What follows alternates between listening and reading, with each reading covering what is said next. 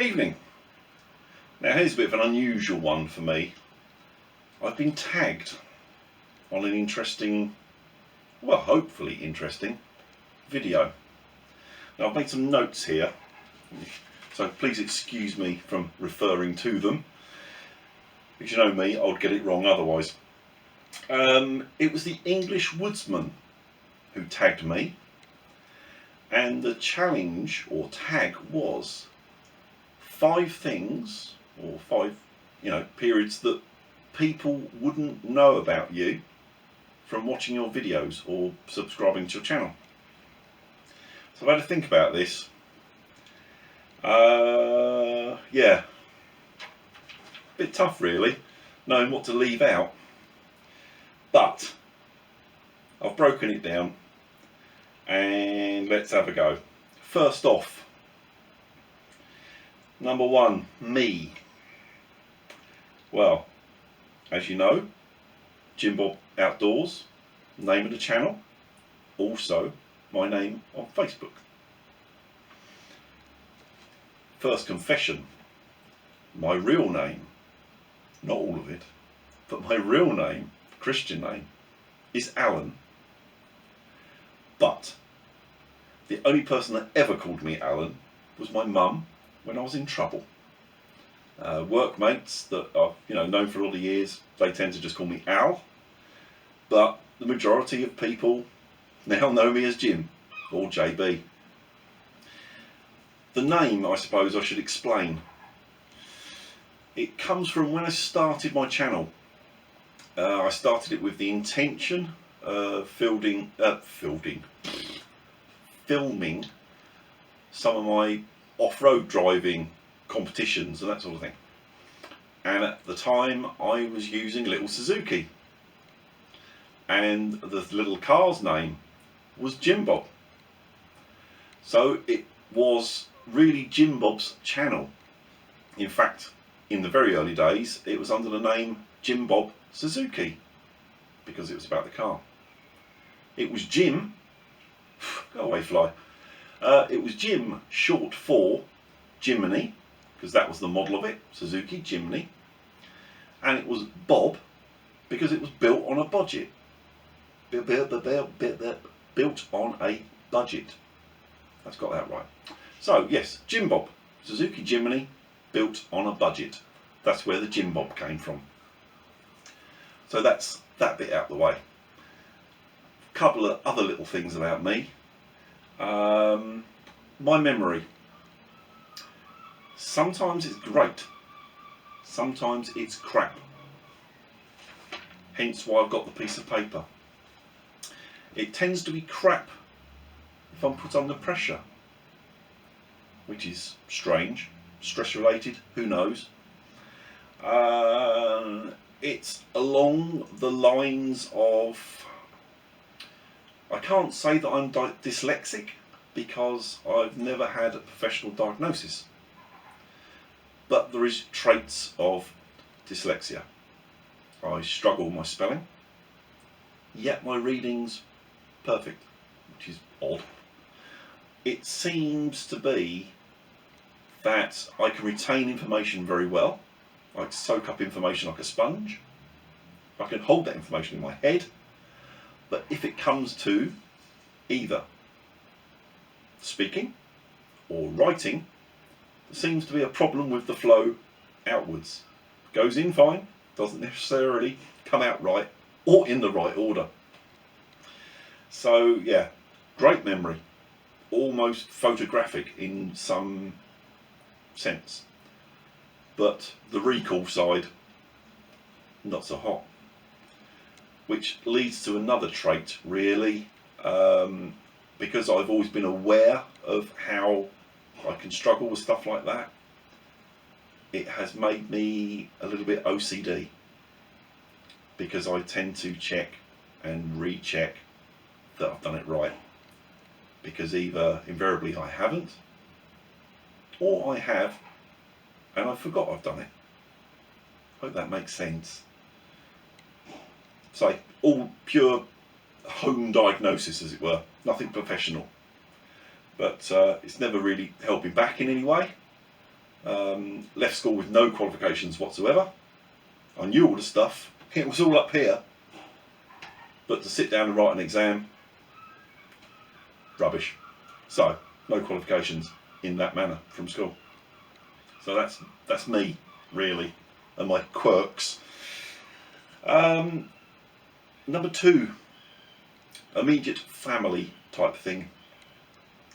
Immediate family, mother and father both died. I have 2 sisters, but they're a fair bit older than me.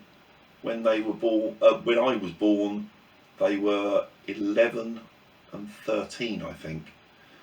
So from about age, I don't know, 4 or 5, they like moved out or whatever, and so I was a bit like an only child, really, in that respect. So yes, so I've got 2 sisters. I've got a daughter, Emily, who's 24, and she's just had her first child. So Jim Bob is a granddad, 48, just about to turn 49. I'm 49 in a few months, but granddad makes you feel a lot older, that title, believe me. And on a personal note, of course, my other half, my girlfriend, my beloved, however you like to term her, Kate, my Katie, otherwise known as the mouse, because she's little.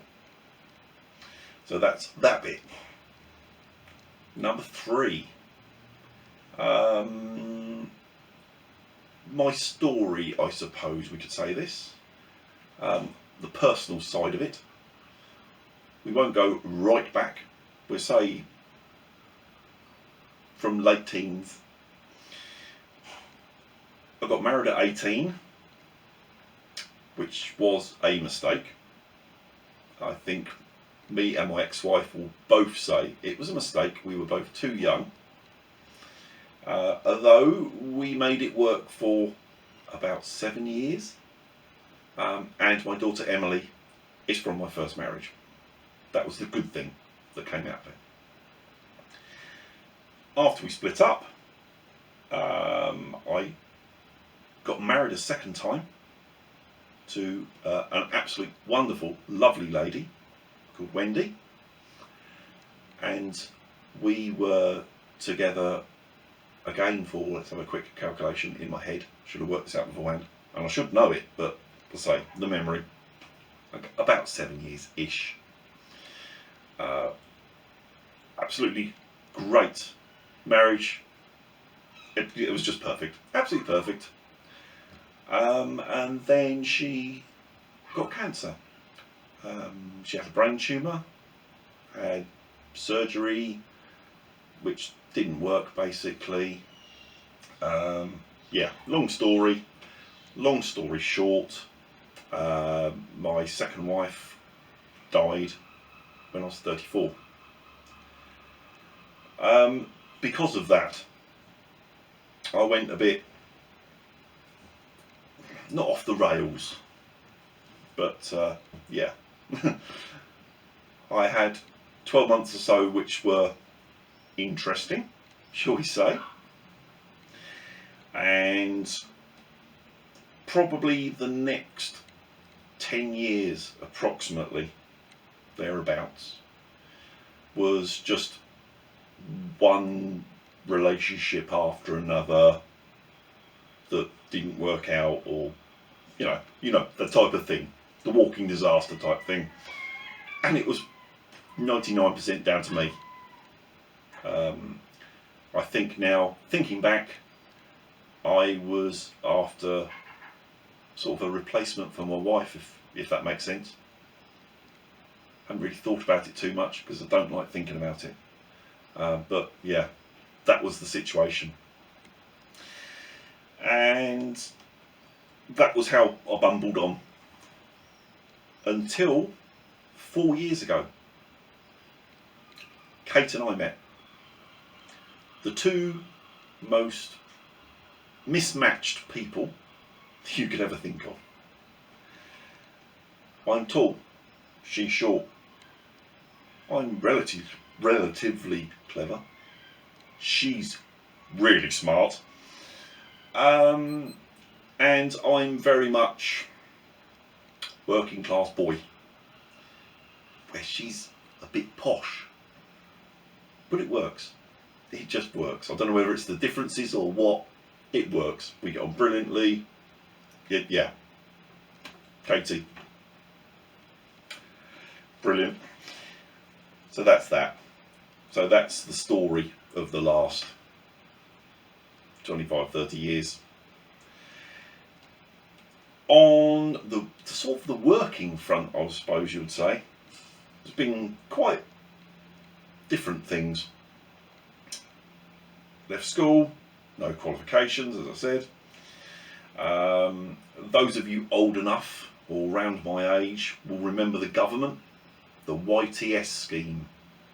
I went on that, trained as a motorcycle mechanic with day release once a week to college to do the formal qualification.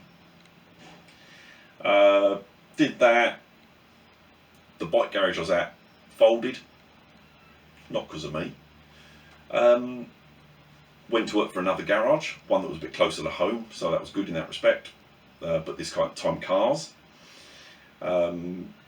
Did all sorts of things on the car front, and eventually just fancied a change. Went from garage work to working for a company called Gray Nichols.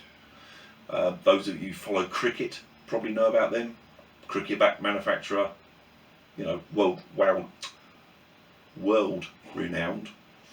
I worked for Gray Nichols. I went in there just sort of warehouse work, ended up warehouse manager, doing their export stuff, you know, picking out stuff for the contract players, all that sort of thing. Quite a cool job. Crap pay, but quite a cool job. Then I moved into the town from the little village that I was in beforehand, and because the pay wasn't very good, the commute just, it wasn't working. So then I worked for another well-known company, but this time mountain bikes. Because of my mechanical background, it worked fairly well. I did sort of warranty stuff, did some work in research and development, all sorts of, all mountain bike related. But it's very much a young guy's game, really. And I had a few issues with management. Let's just leave that there. So I left them and worked for the firm that I work for now. And now I'm delivering, assembling furniture, essentially. Small family firm, just 2 shops, probably 15 staff in total. Old company, been running since 1911. I think they're now 5th generation running it. Been with them 20 years nearly, and enjoy it. Every day's different. So that's current. I suppose the last thing we could do is other interests, other than doing this silly rubbish, and as you know, in the woods, doing the woodlands type stuff, hunting, tracking, camping, whatever. I like history. I've got an interest in architecture. Because of my background, I like anything with an engine. So I like watching racing and that sort of stuff. I also competed in off-road type events, trials, punch hunts, that sort of thing. Also shooting with a recurve bow, quite enjoy that. And a bit of knife throwing, which some of you will already know. I think there's a couple of videos up of me knife throwing. So yeah, that's basically 5 things or 5 areas of my life, other than my YouTubey life, that you probably didn't know. English Woodsman tagged me. So now 3 people that I will tag to do much the same. Don't feel pressured to do it. I don't mind if you don't do it, but it could be interesting. You don't have to do it the same as I have. Just 5 things we wouldn't necessarily know about you from watching your channel. I'm going to nominate